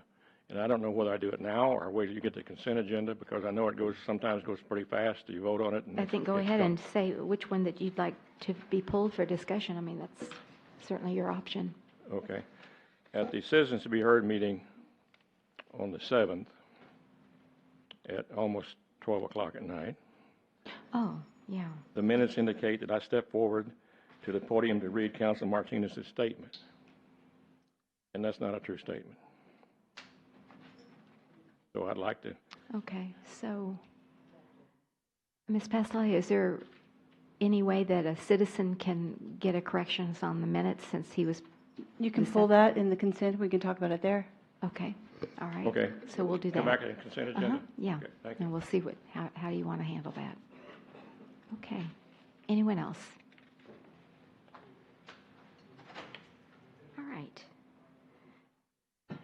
Then seeing no one else to speak at Citizens to be Heard, we will move then to announcements by the mayor and council members. And Councilor Charles, would you like to, do you have an announcement? I want to thank everybody for, I want to see, I haven't learned my lessons up here yet. I want to thank everybody for their support and their votes, and I hope to bring a good working relationship among the councilors and do my best for this job and for the citizens. Okay, thank you. Councilor Rodriguez. I just want to tell everyone, thank you for coming, and hope we can get some good work done this year. Okay, thank you. Councilor Alcacer. I echo both, and I add to please keep smiling, and please understand that being nice doesn't mean you can't tell someone when they are wrong or when they're incorrect on something. And I think it's continues to be a good way to present nice things instead of talking as if they're gospel. Thank you. Thanks for coming. Okay. Councilor Martinez. I want to say congratulations to Mr. Charles and David Bradshaw and, of course, Monica for winning the election. And let's look forward to an exciting year. Thank you. Thank you. Councilor Bradshaw. Yeah, I just want to say it's good to be here, and thank you to everybody who supported me, and even those who didn't support me, because I know it was a very close race. So I think David Jordan for his service for the past 4 years, and David Edwards as well. And I'm looking forward to working with the city and representing the citizens. Okay, thank you very much. Okay, yes, my congratulations also to the newly elected councilors, Charles and Bradshaw, and re-election for Councilor Alcacer. And thanks to the service to our two former councilors who just left, David Jordan and David Edwards. Just to follow up, I wanted to thank, we had the recount, and we didn't actually go into it because we do have a consent agenda, but there was no change after the recount last Thursday. And I wanted to just thank the 8-member recount committee for the time and attention to detail. It was very tedious work, but it was a very interesting process. And I want to thank Jackie Callahan and her staff who oversaw the whole process, and also to Sandra Pasale for her help. Anyway, it was very interesting. I didn't realize that you actually have a voter ID number, and you could actually see that voter ID number and who they voted for. And so we were counting it, I wasn't, but the 8-member committee was counting it very laboriously. And if there was an error, then they'd redo it again, and it always came out the same as the county election. So it was a very, very good process. Last night we had the Bandera Road planning meeting. This was the first time that we've had this particular meeting. We have a technical group, we have the working group, and now we have the planning group, and they're going to have a business forum as well. So they're starting to break up the Bandera Road concept and trying to get input from all of these other entities. And so this was all of the stakeholders along Bandera Road, and Leon Valley actually had, I think, the majority of the people that were there. We had people from HOAs. Miss Charles was there. And I think we had all of our HOAs were represented, our 3. And we had the Historical Society. We had some restaurants that were there. But that's not Leon Valley, right? But YMCA was there, but we had YMCA and then a couple of churches further down. And so it was just a very interesting process. And they truly are trying to get your input on the process. And Chief was there, and you gave some really good input as well. So thank you for that.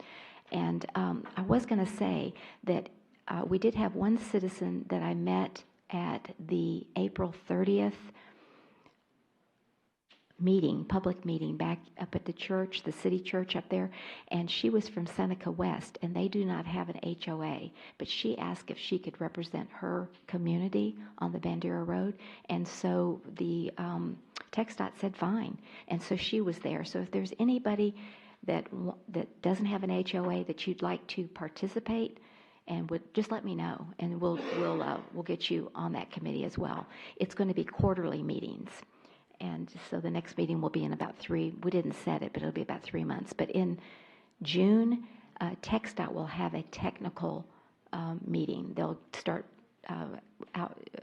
communicating all of their findings, from their traffic counts to their right-of-ways to their origin and destination.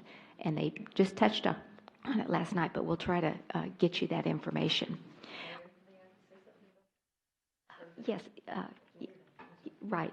I was going to mention the survey. Did you want to mention the survey? Okay. I was going to say that there is that's right. The May 30th is the deadline to submit your survey. And what you do is you go to text.gov or something, and it'll say Bandera Road, and you go there and you go ahead and go through the survey. It's very, very easy. We had before we had the big 600 600 people who attended the first public meeting on April 29th. Leon Valley had most of the survey responses, and we saw last night that the city of San Antonio, with that turnout, they have 38% of the survey respondents, and I think we were 31 or 33, something like that. So we'd love to hear from you. We pushed the Boulevard concept last night. We need to keep that in the forefront. And I just talked to Henry and Jose, who were here this evening. Henry Deeker, they just got back from Mexico City, and they were just raving about the boulevard that they have in Mexico City. And Kathy Hill was there last night. She also was raving about the Mexico City Boulevard. So we just need to keep that in the forefront because we don't want to lose that concept. So that, all right, I think that's it. Oh, anyway, I won't go into it anymore, but anyway, we've got the TxDOT, we've got the City of San Antonio, and I thought you made an excellent question, Donna, about where does Leon Valley fit in this, and so I'm going to contact them and ask them to add our relationship to that slide, so I thought that was a very good question. So what else would you say, because you were there last night as well? Well, I kept looking when they said there's 2 projects and they mentioned TxDOT and San Antonio. I said, whoa, whoa, whoa, just a minute, where does Leon Valley fit in here? Because I haven't heard them being mentioned yet. And so I'm glad that they're going to add us because I didn't, it's not just San Antonio as a city, it's Leon Valley too. So. Right, exactly. Okay, well, thank you for your participation. Really appreciate it. All right, with that said, then we will move to the consent agenda, and I have already heard from one of our citizens that we will pull 9.1.a, the regular meetings, so that we can get some input on those minutes. Is there anyone on the council that would like to pull from the consent agenda 9, 2, 3, 4, or 5 for discussion? Okay, seeing no one that would like to pull those for discussion, may I have a motion and a second to approve? I move that we approve consent agenda 9, 2, 3, 4, and 5 as written. I'll second. Okay, we have a motion by Councilor Alcacer and a second by Councilor Rodriguez to approve consent agenda item 9, 2, 3, 4, and 5 as presented. All those in favor say aye. Aye. Any opposed? The motion does carry. Then moving back to consent agenda item number 9.1.a, the regular minutes. Mr. Yarnell, would you please come up and give your input on what you would like the council to consider as a change? Well, I would like the record corrected to be adequate or straight Sure. what happened. Okay. The video indicates this. Okay, so can you give us the page and The page, the line, yeah, which, I can give you the location on the video. oh, I'm sorry. The video I of have the meeting. I have a written minutes.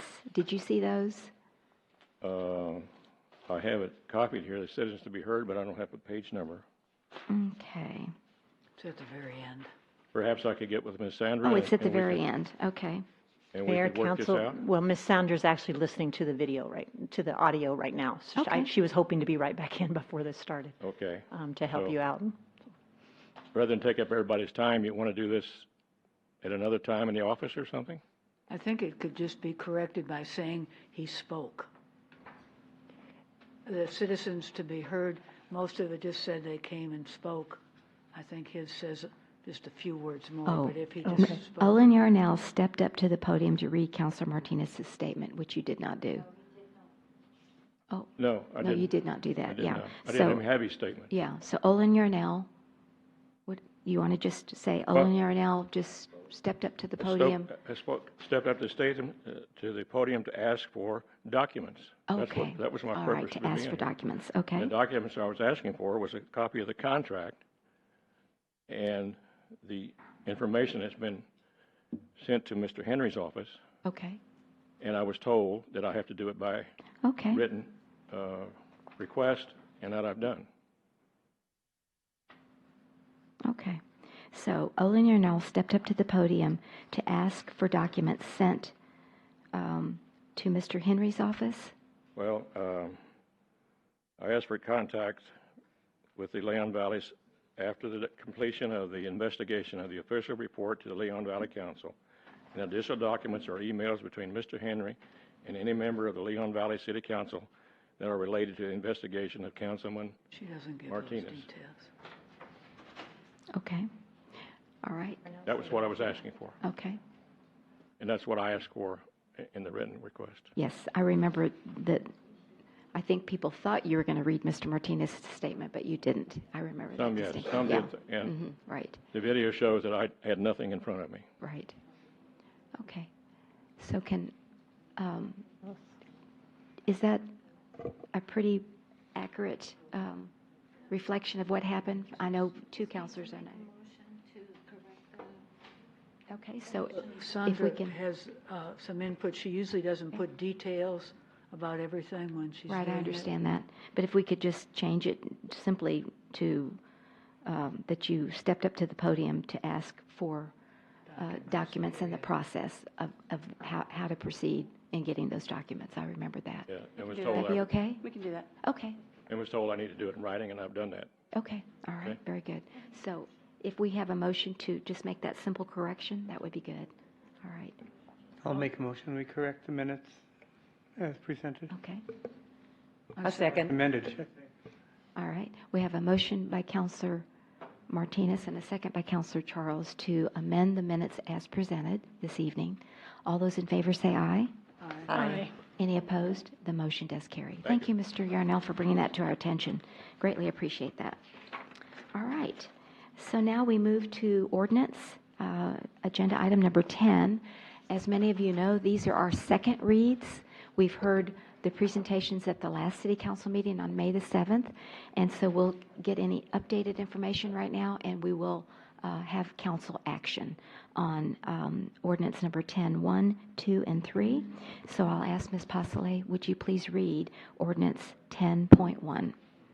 An ordinance of the City of Leon Valley, Texas City Council accepting the lowest responsive bid and awarding a contract in the amount of $45,302.50 to the Pavestone Company for the purpose of purchasing pavers for the Shadow Mist Park parking lot project, providing repealer, severability, and savings clauses, and providing for an effective date. Okay, thank you. Good evening, Melinda, and again, congratulations on your award for the Evers Road Bridge. That's awesome. Do you have any updates to the paver issue? Okay. All right. Any questions from the council? All right. What is the pleasure? We approve ordinance 10.1 as presented. I'll second that. All right. We have a motion by Councilor Alcacer and a second by Councilor Martinez to approve ordinance number 10.1 with the pavers as presented. All those in favor say aye. Aye. Any opposed? The motion does pass. Thank you. Then moving then to ordinance number 10.2. Ms. Pasolé, if you'll read that ordinance, please. An ordinance of the City of Leon Valley, Texas City Council granting a variance to the Leon Valley Code of Ordinances, Article 1.09, Parks and Recreation, Section 1.09.008, Park Usage Regulations, subsection B and G, to allow the Alamo Hobby Shop to use a portion of the, I guess I stopped there too much. Alamo Hobby Shop to use a portion of the ridge at Leon Valley Park for the purpose of holding radio-controlled toy vehicle activities and events, providing for repealer, severability, and savings clauses, and providing for an effective date. All right. Very good. Any update on this particular ordinance? Nope, it's as it stands, but the applicant is here if y'all had any further questions. Okay. So when we pass this evening, then he can start Yes, ma'am. like tomorrow. Yes, If he ma'am. wanted to. Okay, very good. Well, thank you. And I think he was going to give us some updates in the future, right? Yes, All at right. the 6-month mark, I believe. Very good. Thank you. Appreciate that. I'll be happy to move that we approve 10.2 as presented. I'll second. We have a motion by Councilor Alcacer and a second by Councilor Rodriguez to approve ordinance number 10.2. Any further discussion? Yes. One Councilor question. Martinez. Isn't it, it has to be published before this ordinance goes into effect? That would be a Sandra question. According to the charter, it's the day after it's published. Okay. When that is published Friday. in a regular newspaper? It's Friday in the Helotes Echo. Okay. Or the Echo, sorry. So it actually has to wait a couple of days is what I think I hear you say. Okay. I send it tomorrow, and it's published Friday, so according to the charter, it's the day after, which would be Saturday. Okay, very good. Thank you. All right, we have a motion and a second to approve ordinance number 10.2. All those in favor say aye. Aye. Any opposed? The motion does carry. Thank you all very much. Moving then to 10.3. Ms. Pesley, if you'll please read that ordinance. An ordinance of the City of Leon Valley, Texas City Council amending enterprise fund budget of the City of Leon Valley, Texas municipal budget for fiscal year 2018-2019 in the amount of $2,500 to provide funding for water conservation, rain barrel, and zero-escape rebate programs, providing for repealer, severability, and savings clauses, and an effective date. And good evening, Yvonne. Welcome back. Just a question. How are we going to publicize this? Did we already talk about that last time? Are we going to put it We in may the have touched on it, but we'll go e-news? ahead and put a brochure together, put it in the water bills, Okay. put it on the Facebook and any social media, just to get it all out there once we get it all put together. Right. $2,500 isn't a lot of money, but it's a good start. It's a So start, and thank that's you. what we wanted to do to kind of All see right. what the... Very good. yeah. The interest is. Yes, ma'am. Excellent. All right. Any other questions? All right. I motion to approve. Okay. And do I have a second? Okay, we have a motion by Counselor Charles and a second by Counselor Alcacer to approve ordinance number 10.3, the rain barrels from the enterprise fund and zero escape rebates. All those, yes, I further have a discussion? clarification Yes. question. It applies only to rain barrels and zero escape after it goes into effect, that are purchased or made after it goes into effect? That is correct. Okay, thank you. And only the Leon Valley water customers? Correct. No SAWS customers? No, SAWS has Right. their own Right. rebates that they provide. All right. So, thank you for that clarification. Did you have another? Oh, yes, Ms. Martinez. We've got further discussion, so please come to the podium, and thank you for pointing that out to me. Pat Martinez, Leon Valley. I understood last time it's also for energy efficient appliances. We have always had a washing machine rebate, so anything from the fiscal year, it does. From last year? You said, I think it was October, I think that's what Yeah, you said, so yes. around November, So if you want to just give me a call and we can look at it and see if it qualifies, if it's Energy Star rated, and we can get you a credit. Okay. All right. Okay. You're welcome. So, just to clarify that it's broader. Yes. Yes, you Yes. have other rebates besides this, but this is new. These are This the is two new, new ones. yes, that is new, Okay. correct. Very good. All right. Any other discussion on this agenda item? All right. All those in favor say aye. Aye. Any opposed? The motion does carry. Thank you so much. Really appreciate Thank it. you. All right. Then moving to the regular agenda item number 11, discussion and possible action on the election of a mayor pro tem. Ms. Posley, did you have something in particular on this one, or do we just open it up for discussion? Just open it up for discussion. Okay, very good. discussion. Those of you that, y'all probably know Mayor Pro Tem, if I can't be either at a regular meeting or a lot of ceremonial, I know Mayor Pro Tem Alcacer helped this last year, and there's just we've got a lot of requests to go to churches and military bases and you name it, and so can't go to everything, and so the Mayor Pro Tem, if they can substitute in, that would be great. So that's the general purpose of the Mayor Pro Tem. So, yes. I'd like to nominate Monica Alcacer to remain as Mayor Pro Tem. Oh, okay. I second. All right. We have a motion by Councilor Rodriguez and a second by Councilor Charles to renominate Monica Alcacer as Mayor Pro Tem for another year. Any further discussion? I think it should be spread around. Hey, let somebody do it for 1 year and then move it to somebody else. Okay. All right. So, Everybody should have a chance, at the job. I understand. We do have a motion and a second on the table, so we'll go ahead and vote on it and see if it passes. Any further discussion? All right. All those in favor say aye. Aye. Any opposed? No. All right. The motion. Okay. So the motion passes 3 to 2. All right. Very good. So Ms. Alcacer will remain as Mayor Pro Tem. Okay. Thank you. Thank you. All right. Then moving then to agenda item number 12, citizens to be heard. Is there anyone in our chambers that would like to address the council? Please come forward and state your name and where you live. Cassie Rouse. I live in Grass Valley. Okay. I just had a question about interns. I've noticed there are a couple of departments that feel slightly overburdened, and it kind of prevents the work from moving forward at a rate that possibly citizens and business people would wish it would. And I was just wondering if you guys had ever thought about getting interns, if that's something you can do. Ms. Kinsler can certainly address that. We've talked about that already. We have interns. We have them this summer. We have them from St. Mary's and from UTSA. We've had them every year since I've been here. But just in the summer? No, we've had them in the spring as well. Okay. This Public Works has one right now. Community Development has one right now. Mr. Bradshaw Mr. Bradshaw, Will.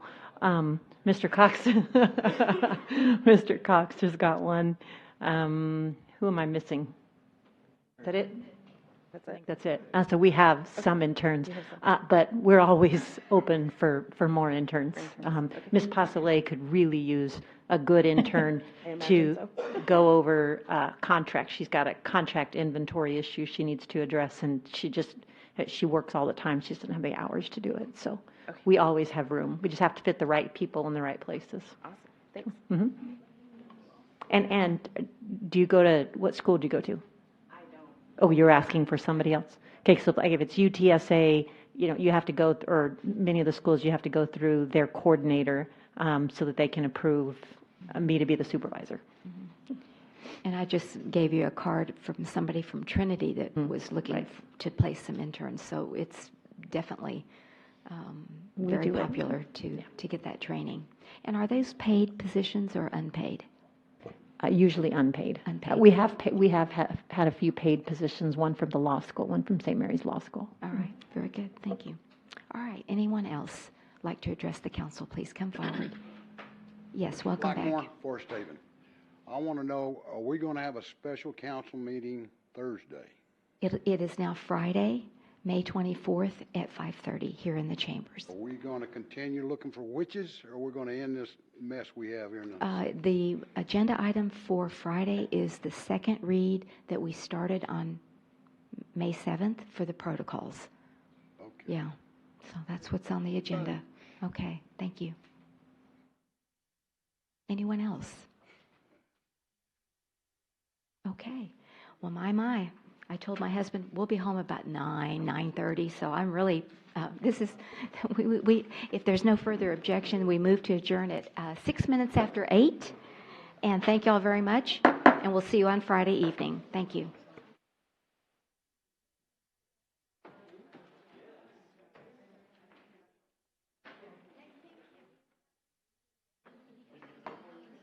No.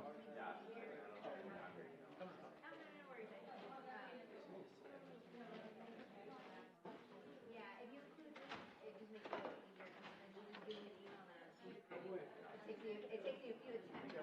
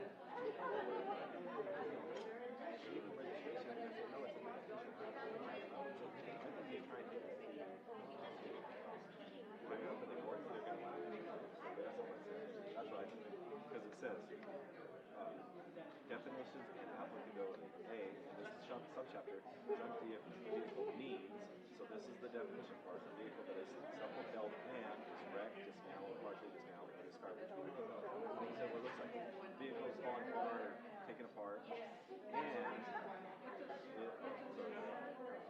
or be inoperable, and if they're made inoperable for more than 70 consecutive hours on public property or 30 days on private property.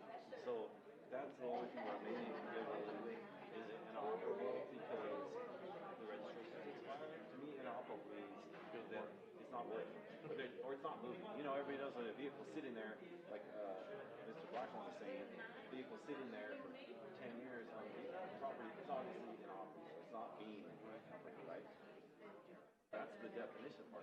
And then applicability, it says for purpose of the subchapter, junk vehicle includes motor vehicle, aircraft, or watercraft.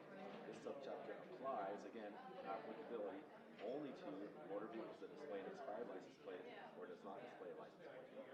So, to me, you need both of these, the definition and does it apply to. You can't just tow a vehicle because it's an expired. That's what I was reading on here. Yeah, I know it was confusing. It was confusing to me too. When I first read it, I'm like, wait a minute. I got to see something in writing. Right, and well, that's why I tried to get it pulled up, but it was so small. How are you? But I was just explaining to the definition and applicability. It says No. So is Abraham. For this many days, and then applicability says purpose of subchapter for people includes motor vehicle aircraft watercraft. Subchapter applies only to motor vehicles that expired license plate and does not display license plate. Aircraft or watercraft, same thing. So I was trying to think through what's the reasoning behind it. Why would, if a vehicle's wrecked, right, and it's on your property, to me, they could come and take it away.